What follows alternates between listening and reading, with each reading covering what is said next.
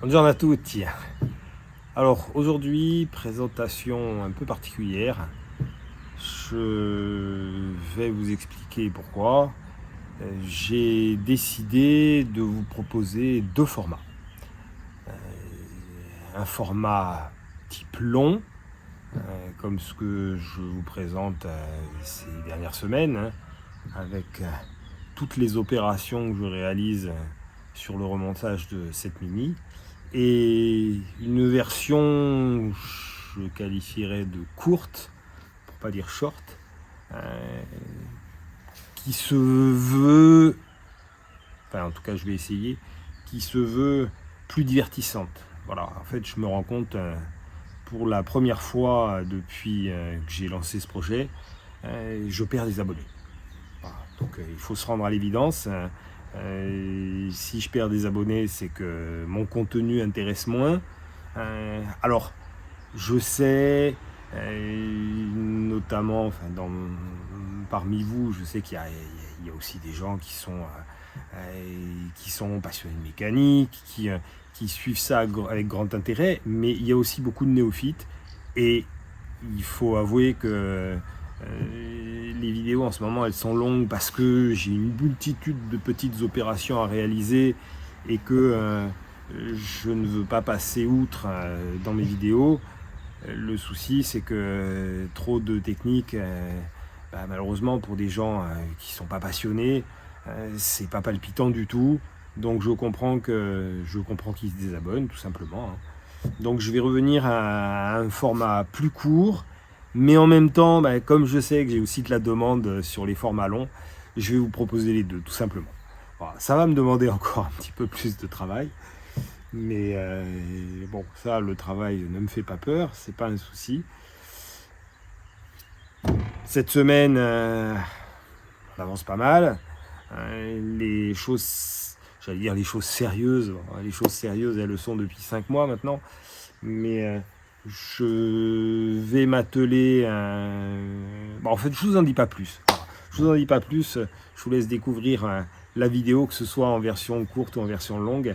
Voilà. Je tenais par contre à vous signaler, parce que ça m'a été demandé, c'était il y a 15 jours, 3 semaines, si je me souviens bien. Vous me sollicitiez pour des t-shirts. Bon. Anthony s'en est chargé. Donc vous avez une boutique en ligne qui a été ouverte. Le lien est dans le descriptif. Donc faites-vous plaisir. Bon, on va pas gagner des fortunes avec ça. Il y a une toute petite partie qui est reversée pour le projet, mais ça sera toujours ça. Voilà. Le logo se veut discret. Je remercie d'ailleurs Maurice qui en est l'auteur. On le retrouve aussi sur Matou Eleven. Et bien entendu, il sera sur la Mini lorsqu'elle sera terminée. Donc voilà, écoutez, sur ce, j'ai assez parlé. Bon visionnage, court ou long. Et quoi qu'il en soit, je vous dis à la semaine prochaine.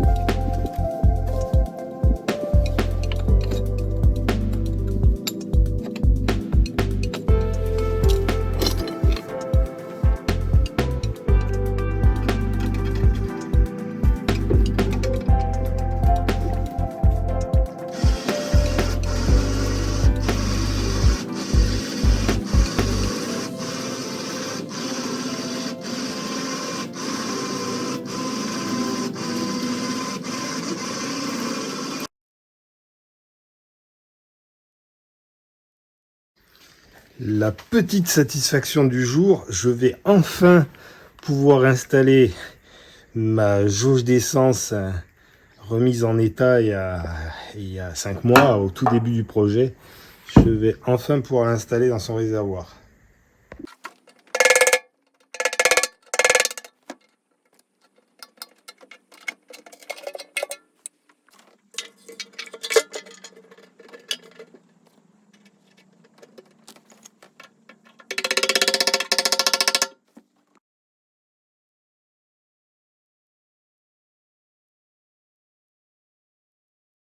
Alors il y a une autre petite chose à laquelle on ne pense pas, mais qui prend aussi pas mal de temps. Et comme je l'explique, la succession de petites opérations, au final, ça finit par faire des durées assez longues. Là, le simple fait de devoir filmer, ça aussi, ça prend un temps fou. Là, par exemple, vous ne vous en rendez pas compte, mais pour pouvoir accéder à ce boulon, j'ai la caméra devant moi. C'est pas la meilleure des positions. Donc là aussi, pour mettre une vis, ça prend 3 minutes. Là où, sans avoir besoin de filmer, en 30 secondes, elle est mise.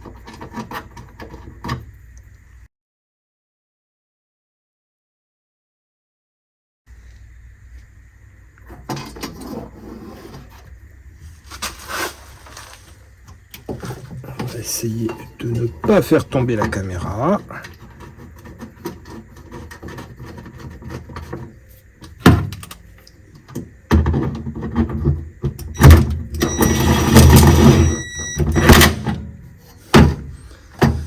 Voilà, ça c'est en place. Je vais mettre le réservoir, je vais juste le poser dedans, histoire qu'il ne traîne pas dans le garage, au risque d'abîmer la peinture.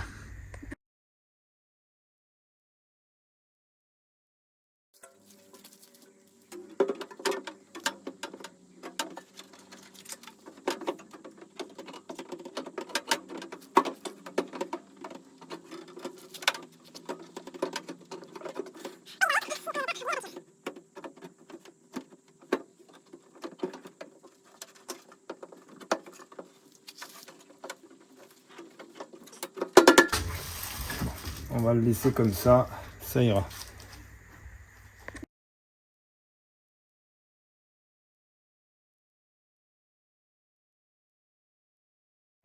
Je me posais la question pour quelle raison j'avais du mal à rentrer le réservoir. Malheureusement, c'est tout simple. En fait, la patte qui permet de bloquer par le biais de cette pièce qui permet de bloquer le réservoir. Comme j'avais récupéré le fond de coffre sur le modèle 90 de 1990 avec un réservoir qui est plus gros que celui-ci, puisque je ne veux pas dire de bêtises, je crois qu'on est sur du 25-28 litres. Et les dernières versions ont, sauf erreur, je crois une trentaine de litres. Enfin bref, le fait est que ma patte ici était légèrement décalée pour pouvoir faire rentrer un réservoir plus grosse capacité.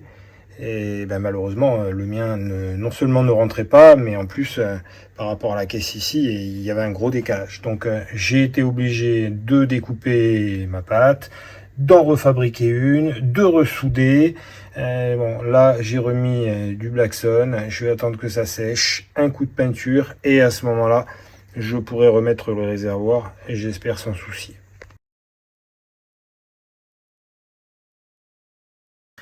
Alors, petite précision qui m'a été très justement rappelée par un abonné.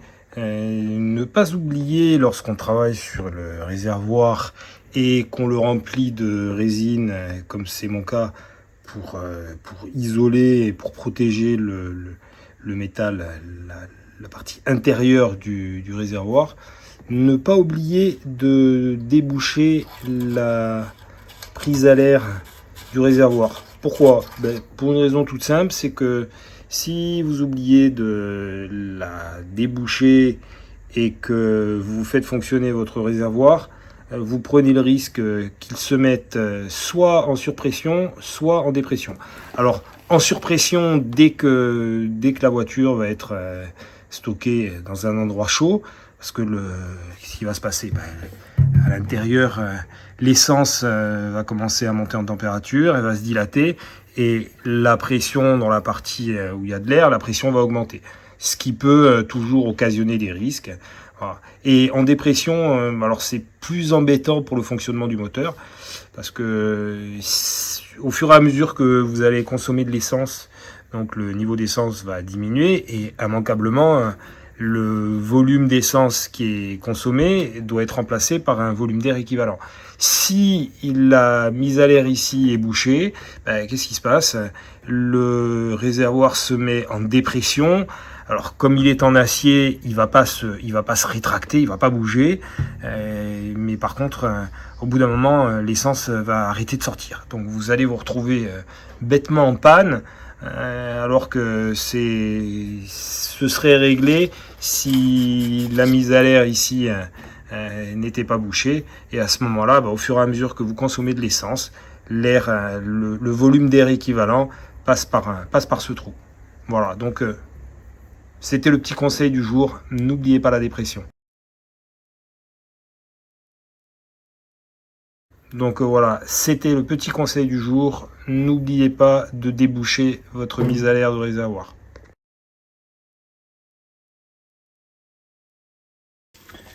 Ça y est, les choses sérieuses commencent. Donc j'ai reçu mon vilebrequin, j'ai reçu mes coussinets. Alors, là pour les coussinets de palier, on est en code réparation en 0,20 et sur les bielles on est en 0,40. Alors je vais commencer donc par mettre mes coussinets de palier.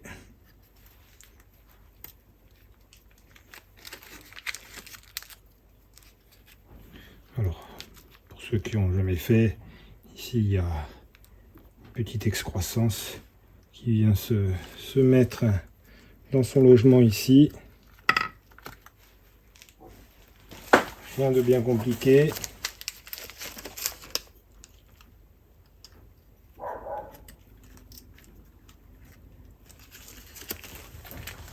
Alors, je vais faire pareil sur les chapeaux de palier.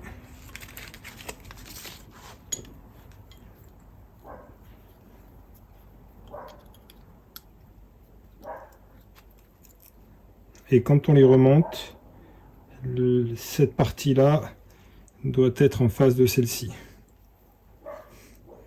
Alors ça, c'est le côté distribution, il va aller là.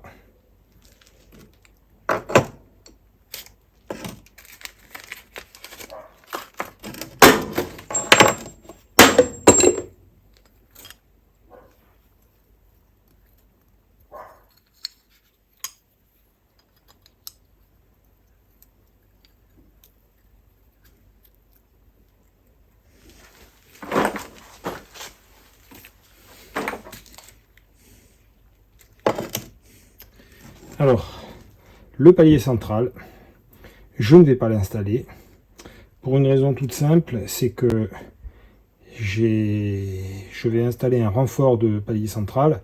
Seulement pour pouvoir le fixer, il va falloir que je fasse usiner donc mon palier, en fait que je retire toute cette partie là.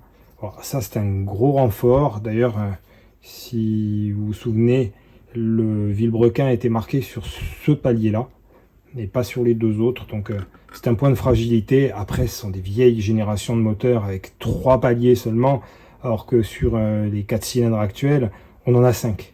Voilà. Ils intercalent un palier entre les 2 cylindres là et un second, un 5e palier entre les deux ici.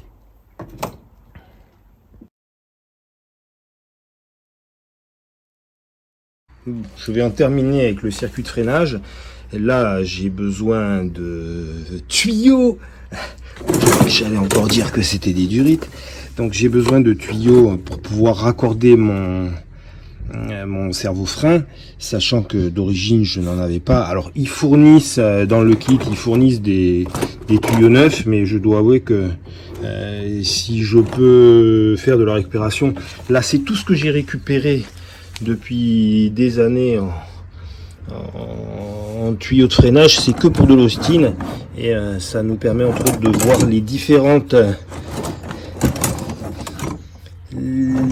voilà, là on voit clairement que on n'est pas sur les mêmes embouts, là non plus.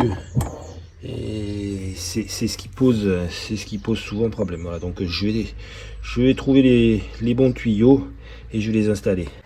Alors, j'ai trouvé donc 2 tuyaux pour l'instant qui allaient faire l'affaire. Après, là je les positionne, c'est juste pour les cintrer comme il faut.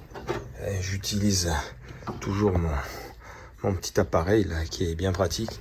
Voilà, donc là j'ai déjà raccordé entre l'avant et l'arrière. Maintenant il m'en reste un dernier, donc je vais raccorder mon Mastervac d'ici jusqu'à mon émetteur de frein. Et puis une fois que tout ça c'est fait, je démonte tous mes tuyaux, y compris celui-là, et je leur mets un coup de peinture.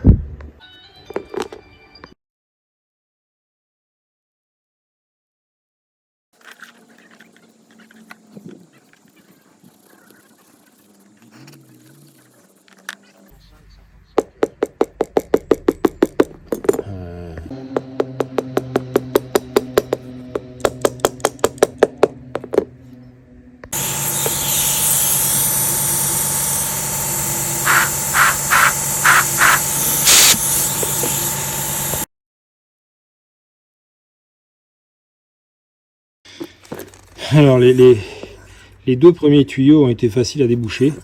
Celui-ci, en plus le problème c'est que j'en ai pas d'autres de cette taille là. Celui-ci était bouché au milieu.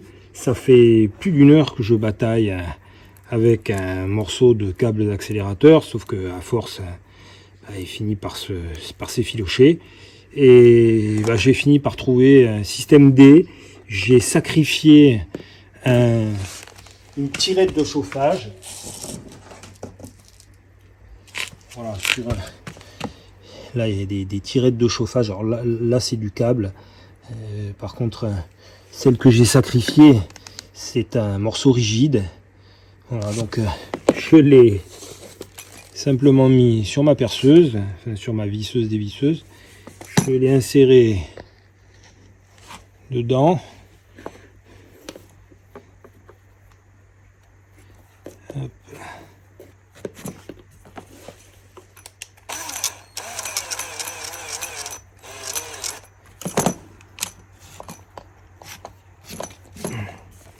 Voilà.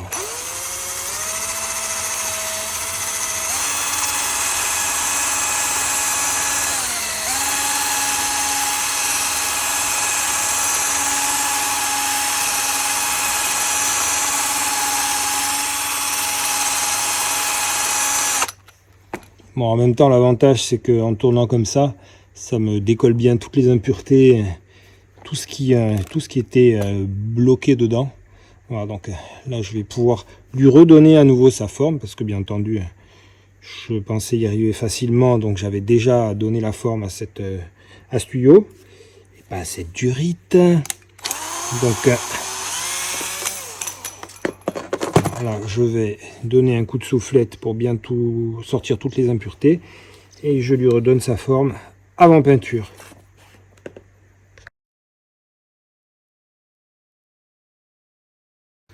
Ça y est, tous les tuyaux sont en place.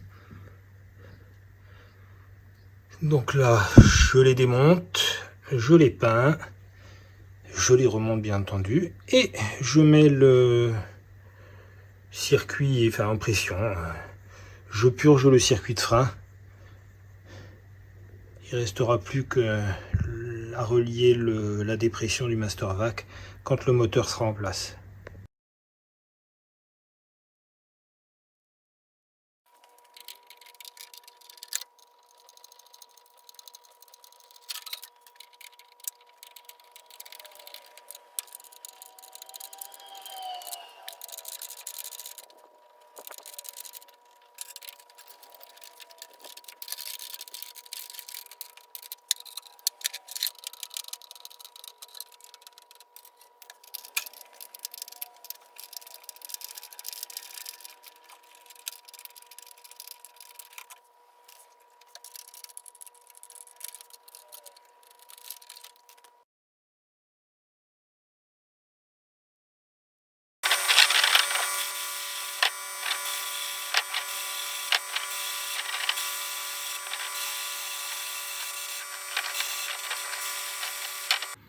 Alors, maintenant que j'ai sablé mes embouts, je vais maroufler le filetage pour une raison toute simple. C'est juste pour éviter d'avoir la même mauvaise surprise qu'à l'arrière où l'ajout de peinture sur la partie filetée m'empêchait de les visser comme il faut. Donc là au moins je ne serai pas embêté pour le remontage.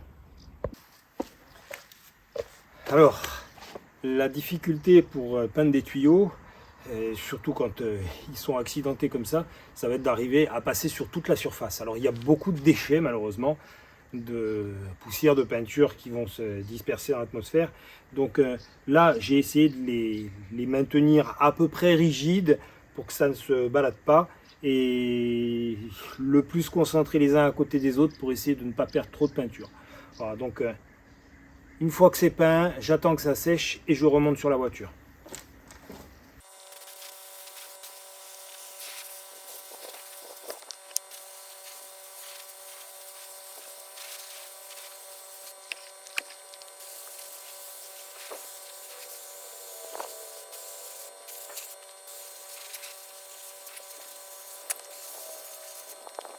Il me restait un fond de peinture, j'en ai profité pour peindre la poulie de pompe à eau. C'est des poulies petits modèles sur les versions anciennes. Voilà, donc là j'attends que tout ceci sèche et normalement d'ici au mieux 24, sinon plutôt 48 heures, le temps que ça soit vraiment sec à cœur, je remonte tout ça sur la voiture.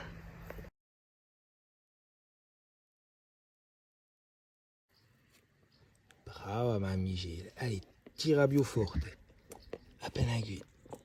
Voilà.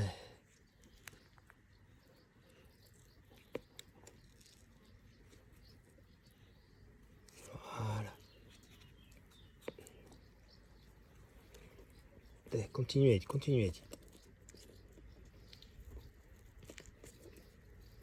Vas-y, finis Chilou. Super. Tu veux le mettre, ma fille? Oui. Allez, ben aiguille. C'est toi qui vas le mettre. Oui. Allez, mettez l'aiguille.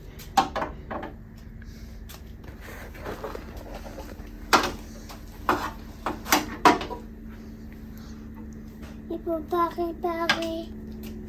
Ah oui, il faut réparer. Allez, c'est mettez gousy.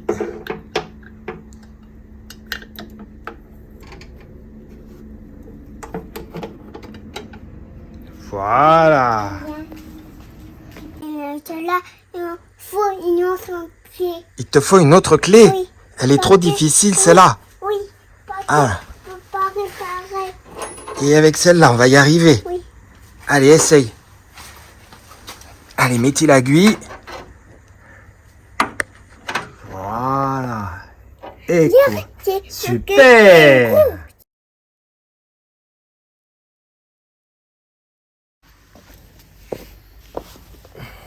Tiens, aiguille. Questo qui si mette qui. E due mani.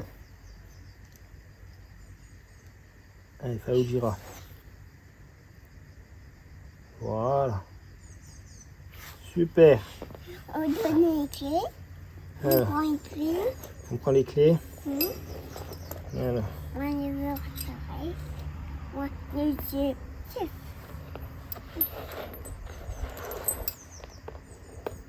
Celui-là.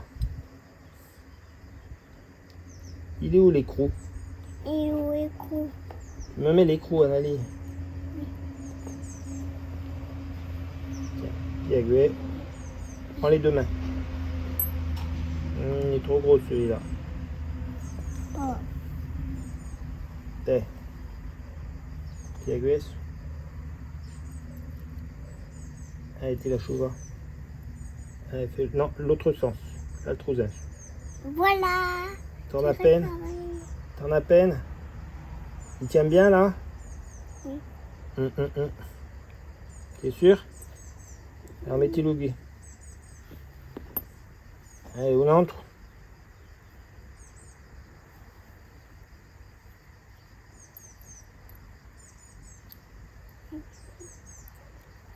J'ai réparé. Voilà. Magnifico. Allez, l'ultimo. Mais comment Più che faire due. pour réparer? Avec la clé. Alors, tourne la clé. Voilà, bien, tourne.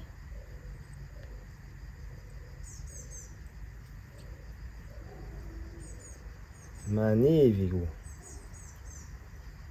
Ah ouais, bloccato. Bellissimo. E con questo?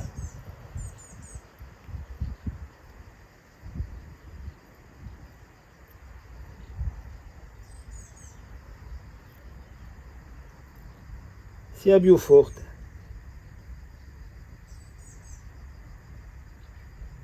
Magnifico. E beh, te, con questo.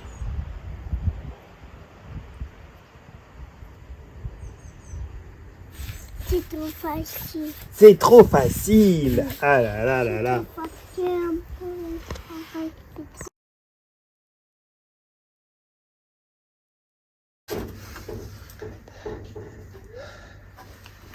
J'adore. J'adore. C'est vraiment des petits détails, mais alors, il faut avouer que ça claque. Ça fait un joli compartiment moteur.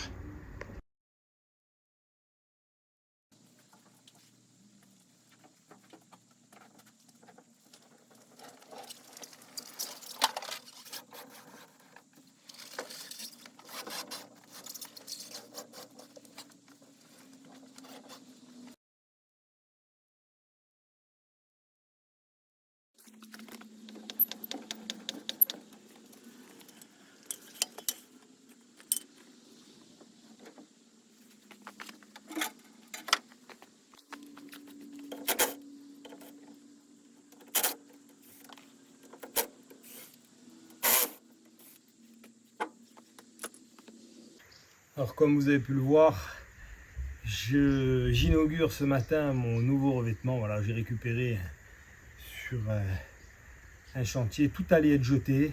J'ai récupéré des plaques de linoléum. Bon, il y a quelques petits raccords, mais il faut avouer que c'est quand même bien pratique, très agréable. Voilà, au passage, encore un petit cadeau. Pas bien, merci. Hein, c'est pas le premier que tu m'envoies, voilà, un peu de tout. Mes fameuses goupilles fondues pour les plaquettes devant. Voilà, avec ça, je vais pouvoir travailler comme il faut.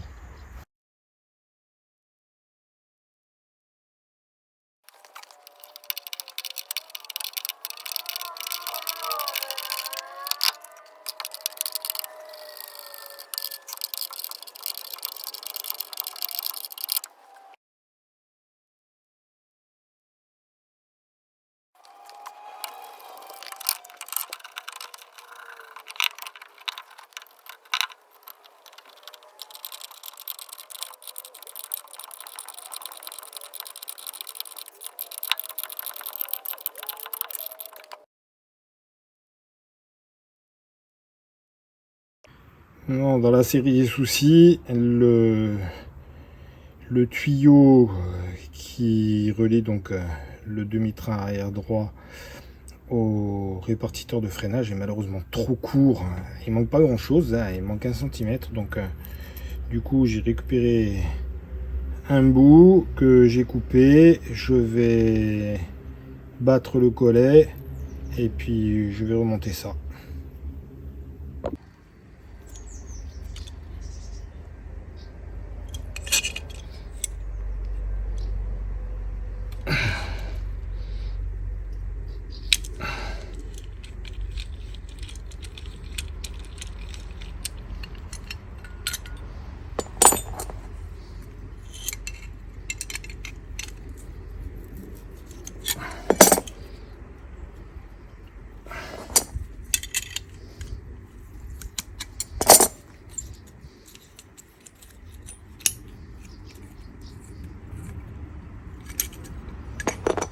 Voilà, impeccable. Nickel. Un petit coup de peinture. Et je remonte tout ça.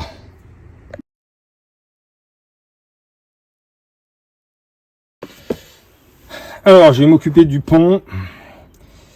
J'ai reçu de chez Datch donc ce magnifique autobloquant.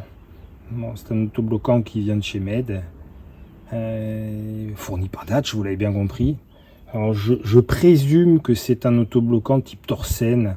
J'entreaperçois les engrenages au milieu, mais bon, rien n'est moins sûr. Le fait est que pour le rallye, apparemment, c'est le top.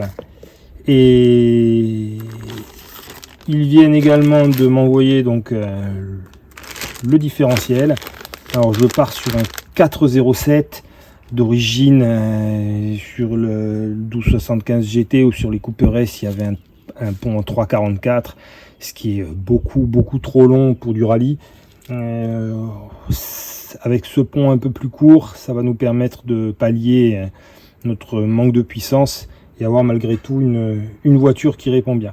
Voilà, donc je l'installe sur le différentiel à glissement limité et ensuite ça part dans la boîte.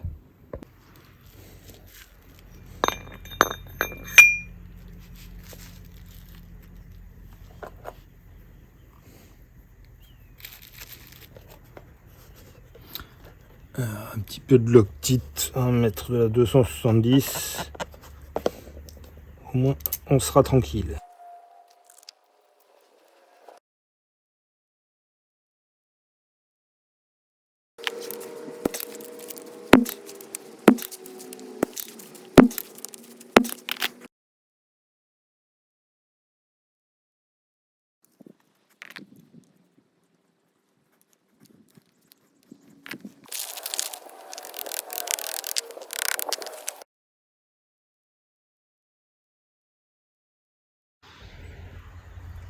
Ça y est, les roulements sont en place.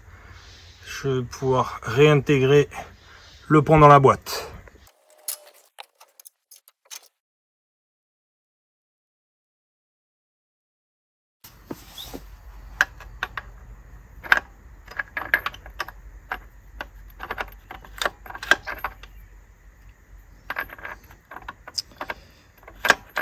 Il faut que je sorte cet axe si je veux passer mon pignon.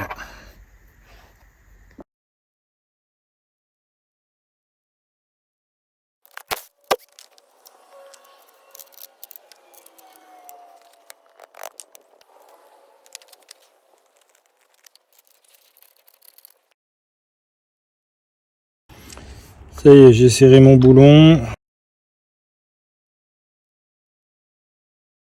J'en ai profité pour rabattre la rondelle pour bloquer le moindre mouvement.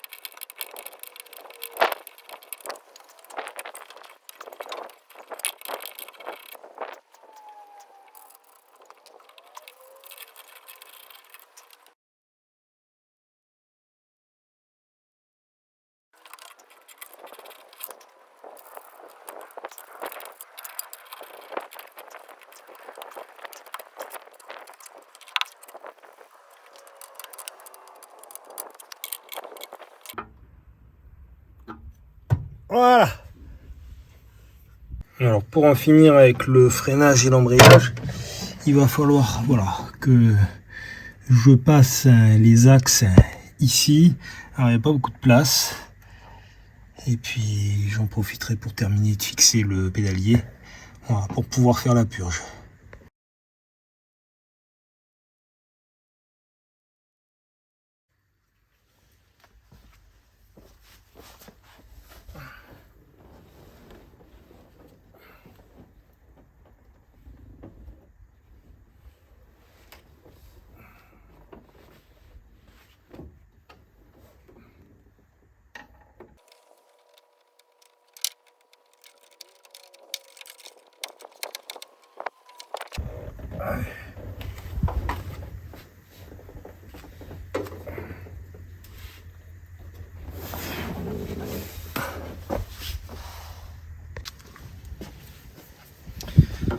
Alors, j'attaque à mettre donc le liquide de frein. Bon, c'est du DOT 4 Racing Brake Fluid, spécial compétition.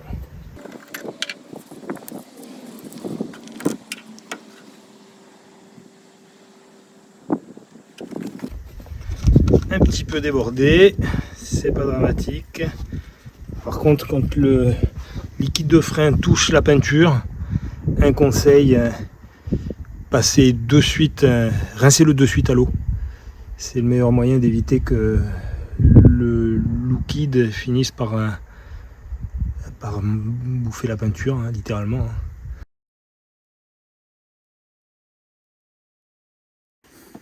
Alors, là, je suis tout seul. Mon appareil automatique, parce que j'ai un purgeur automatique, malheureusement ne s'adapte pas sur les embouts, sur les bouchons d'Austin, sur les anciennes versions. Maintenant c'est standardisé, mais à l'époque ça n'était pas le cas. Donc j'ai deux solutions. Soit je pompe à l'ancienne, soit alors j'utilise cette petite pompe qui me permet de purger par aspiration. Alors, donc j'ouvre la purge. Et en toute logique, le liquide devrait être aspiré. Une fois que le circuit est amorcé, je reviens sur une méthode classique de purge. Donc je mets simplement une durite dans un bocal et je vais pomper jusqu'à ce que tout l'air soit sorti.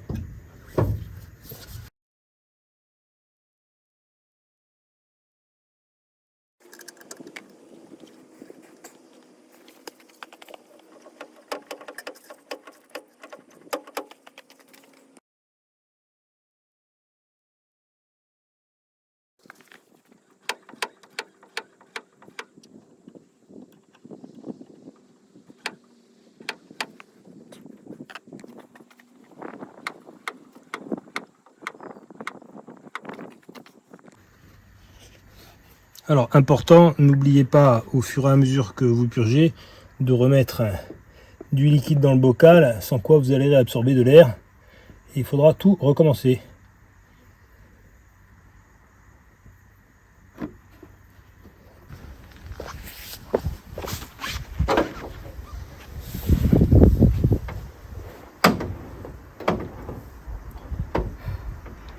Ça y est, c'est officiel, j'ai du freinage sur ma voiture.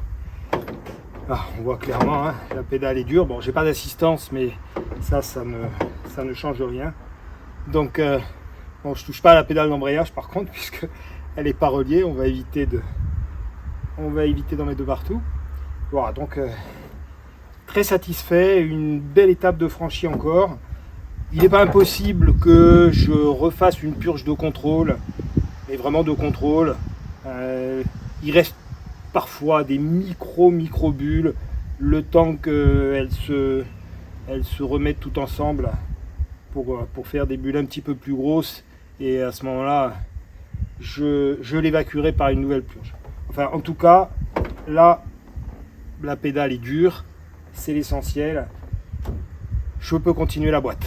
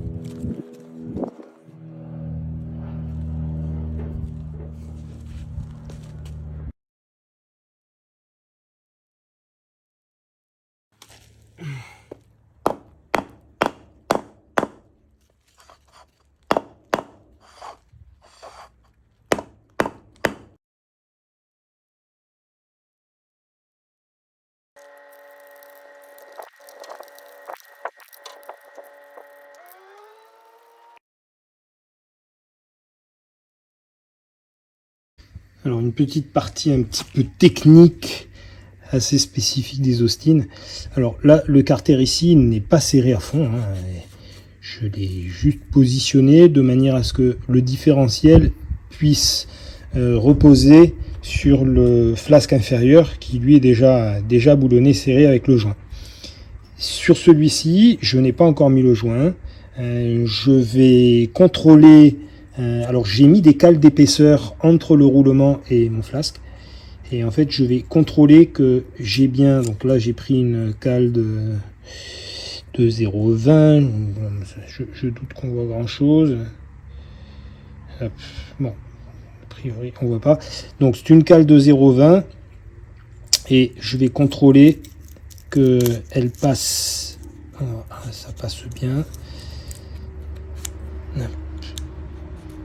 Voilà, donc là c'est serré, enfin c'est pas serré au couple, hein, c'est serré sans forcer. Voilà, le but étant le joint, lorsqu'il s'écrase, il s'écrase de 0,18 mm. Et en fait ce système est prévu pour que les contraintes sur les roulements soient données.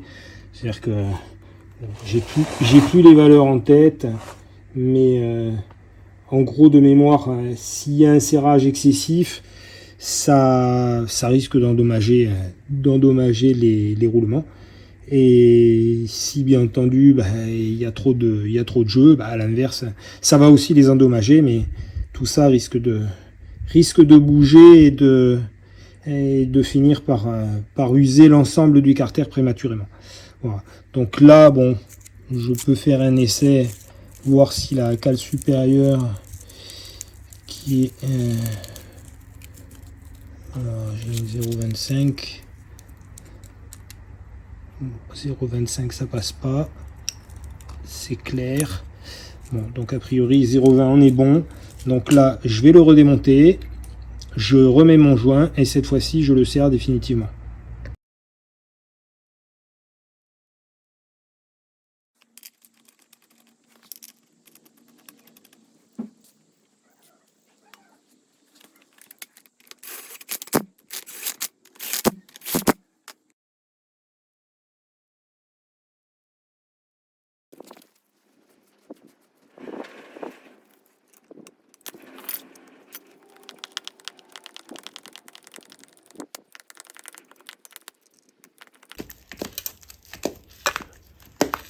C'est mieux.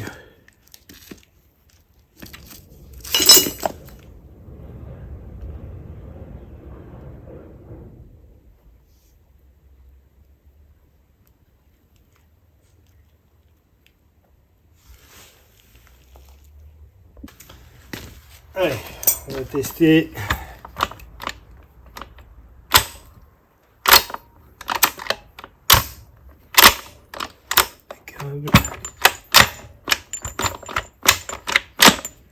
Et marche arrière. Bon, eh ben, tout fonctionne.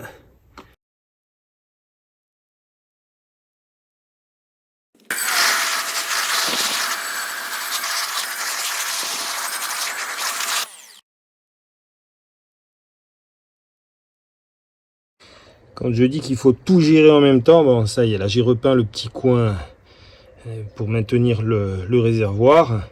Et dans la foulée, j'en ai profité pour peindre ma petite plaque.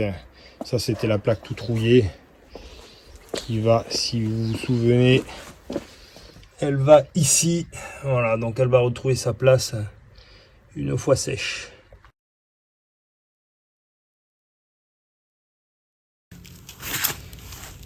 Allez, on passe au nettoyage des sorties de boîte. Un petit peu de boulot.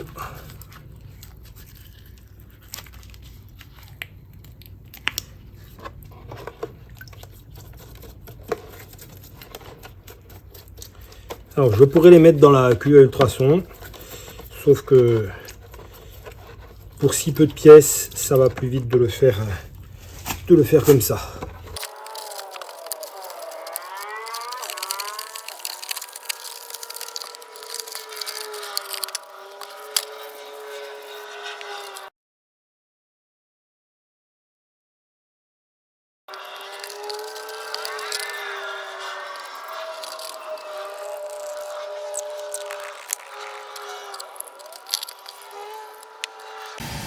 Ça y est, j'ai mis un petit coup de sablage sur le corps du cardan. Je l'ai bien dégraissé. Bon, il est propre. Il est en bon état. Il n'y a pas de marque d'usure au niveau des billes. Donc, un petit coup de peinture sur le corps. Après, je remplis de graisse. Je mets l'autre partie avec un joint neuf, un soufflet neuf, bien entendu. Et je remonte. Alors, détail important, avant que je ne maroufle, je vais maroufler l'axe ici qui sera en contact avec le joint spi, donc il ne faut pas qu'il y ait de peinture dessus. L'état intérieur des cannures, j'ai sablé, enfin j'ai microbillé de manière à ce que ça n'accroche pas et que ça rentre parfaitement quand je vais les enquiller dans la boîte.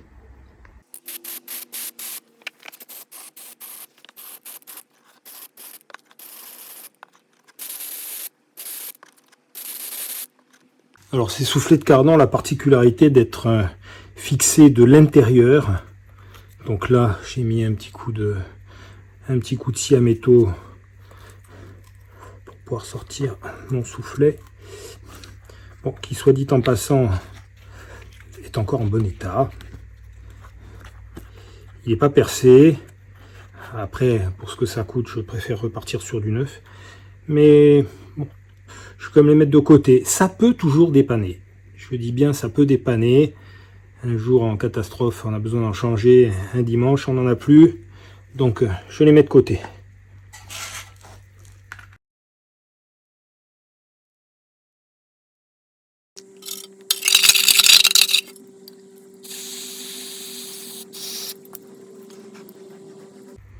Je les dégraisse bien.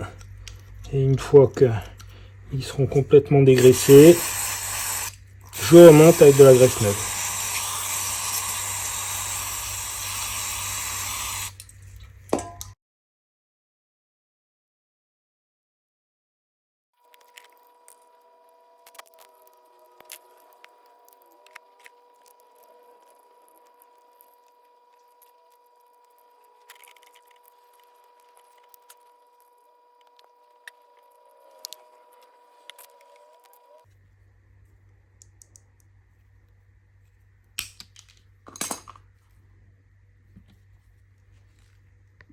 Ça y est, les sorties de boîte sont en place. Allez, la boîte est officiellement terminée. On gardera quelques traces de l'agression du temps, mais rien de rédhibitoire. Voilà, c'est reparti pour un tour. Maintenant, on va continuer sur le moteur.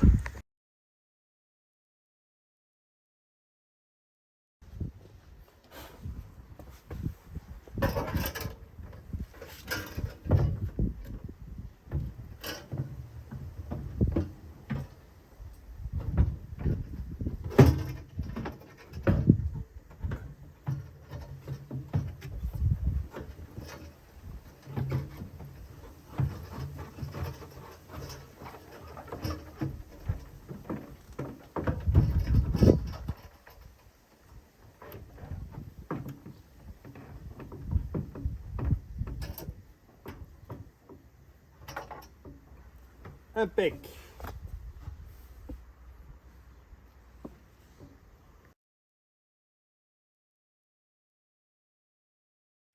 Alors, j'ai mis le doigt donc en appui sur le piston. Là, j'ai monté donc mon piston, ce qu'on appelle le point mort haut. 90, 20 mètres derrière,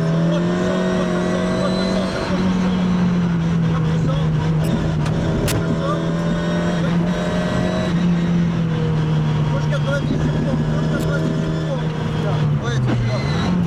90,